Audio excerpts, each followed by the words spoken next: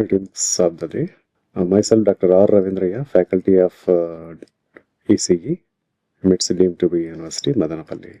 So today I would like to present some basics on digital image processing. Coming to the flow presentation of this particular content, it includes introduction, key stages in digital image processing, components of digital processing system, and any questionnaires. Right, introduction. So like everyone knows that one picture is worth more than 10,000 words. So like everyone knows that by just portraying some kind of picture, we can describe a scene or a moment or some event which can be represented using thousands of words. So that is the impact of a picture. So coming to the definition of a digital image. So digital image is a representation of two-dimensional images as a finite set of digital values called as picture elements or pixels here. So this is known to everyone. So we know that a digital image is being obtained by just slicing an analog image. So if you just observe this particular picture here, so here there exists a scene that is being captured by a digital camera. So to capture this particular scene, we require an illumination source. So the illumination source will project some light onto the scene that we need to capture, and this reflection is being captured by the digital camera. The digital camera will just tries to convert the original analog scene into a digital version. A digital version comprises of the representation of this image data in the form of small pixels, small square boxes called as pixels. You see here, picture values typically represents any gray levels, colors, heights, opacities, etc. We have to remember that digitization of any signal or image implies that the image is being considered as an approximation of a real scene. Now if you just observe the below pictures, so if you observe the first picture, that is a grayscale picture. Here on the left side you can see that the image is continuous in nature. Now this continuous image is being converted in the form of digits by using a digital process system. So now on the right hand side you can observe that the part of the information that is present in the original image is being converted into some pieces of blocks called as pixels, and then this is considered as a digital image here. In the same way, even a continuous analog scene can be represented in a form of a digital image, which is shown in the second image, that is a tear image. Now if you just observe the close view of this particular picture, you can see the square boxes, so which are called as pixels. These pixels, they will be having different colors and different depths. Right, coming to the key stages that are present in the digital image processing. So here are the main constituents of a digital image processing system. First one is the problem domain. Problem domain in the sense, the scene that we need to capture. That is it. Now the scene that must be captured can be considered as image acquisition. Now after image is being acquired, it can be allowed for various stages like image enhancement, image restoration, morphological processing, segmentation, object recognition, representation, and so on. Now we'll see each and every block one by one.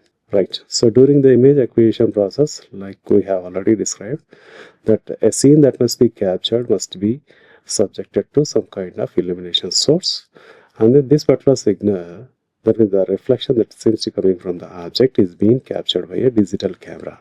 Now the digital camera is going to convert this analog information into digital information, and then it is going to store that information in the form of bits in the memory that is present in that camera here.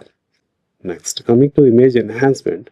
Image enhancement is a process of enriching the details that are present in the image. So this is a subjective process and is dependent upon the type of image that we are going to consider.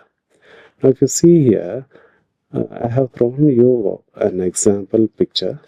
On the left hand side you can see that the pollen grains that are present in the original image seems to be rendered in a dark shade.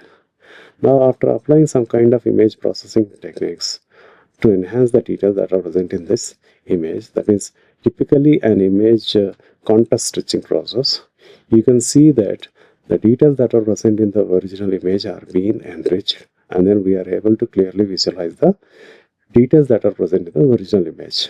Next one, image restoration. So unlike image enhancement, image restoration is objective in nature. That means here you can employ any kind of restoration technique to restore the original image, which seems to be corrupted from some kind of noises or some kind of atmospheric effects that seems to be present in the nature here. So here, if you just observe this particular picture here, so this is a typical image, the original image on the top. It seems to be corrupted with some kind of noises, like maybe it may be affected with some kind of non-illumination, inhomogeneous illumination effects here. Now, this particular image can be restored by applying some kind of image restoration techniques. And the below image, it is going to represent the net image that seems to be produced after the restoration process. Next, coming to one more important feature, that is morphological processing. The morphological processing, it is a term that is originated from the human nature. Like you see, the morphological terms, typically they may be 4 types. They are called as erosion, corrosion, opening, and then closing.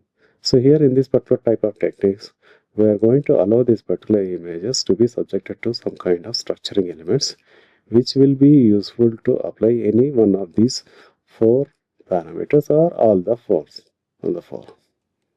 Next, segmentation is an important characteristics of image processing technique.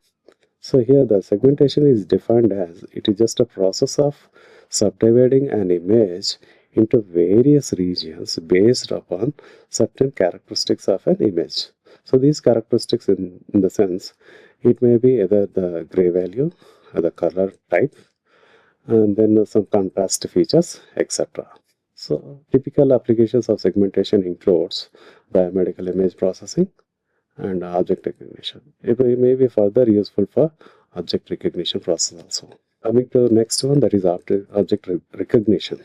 In the object recognition, what we are going to do is that we are going to train certain type of systems such that they are able to recognize the image features that are present in the original image. Lastly, image representation and description. So in this particular process, what we are going to do is that we are going to represent the original image features in the form of system understandable data. System understandable data in the sense it may be represented in the form of binary data, and then we can produce some kind of labels to this particular data, which is termed as a description here. Next, compression. Compression is a key technique that seems to present in an image processing system. So in the compression, what we are going to do is that we are going to suppress the image data that will be fit for communication over a network line here.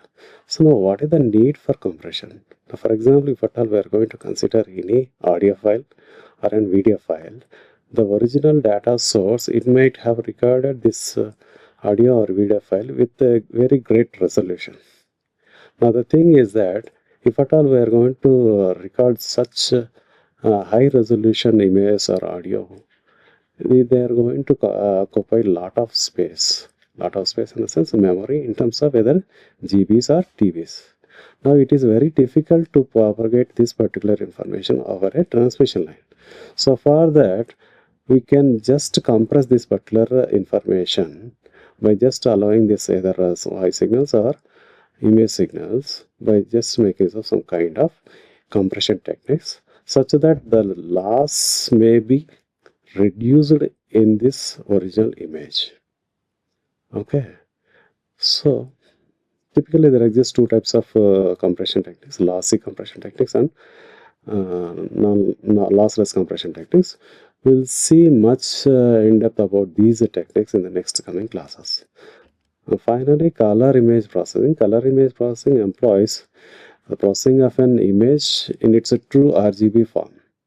Like so we have just described about many image processing techniques earlier. They are going to represent these processing techniques in the grayscale domain. Now the same type of image processing applications can be even applied for color image processing technique also. So coming to components of image processing system. So the typical component that includes an image processing system is a computer that is connected with so many peripherals here. Okay, now if you see this slide, the computer is the key heart of this particular processing system that is being assisted by so many peripherals like image sensors specialized in image processing hardware and hard copy portraying system and image processing softwares and some kind of image displays, mass storage, and then network here. So if you have any queries, kindly leave your queries in the following Google form. Thank you.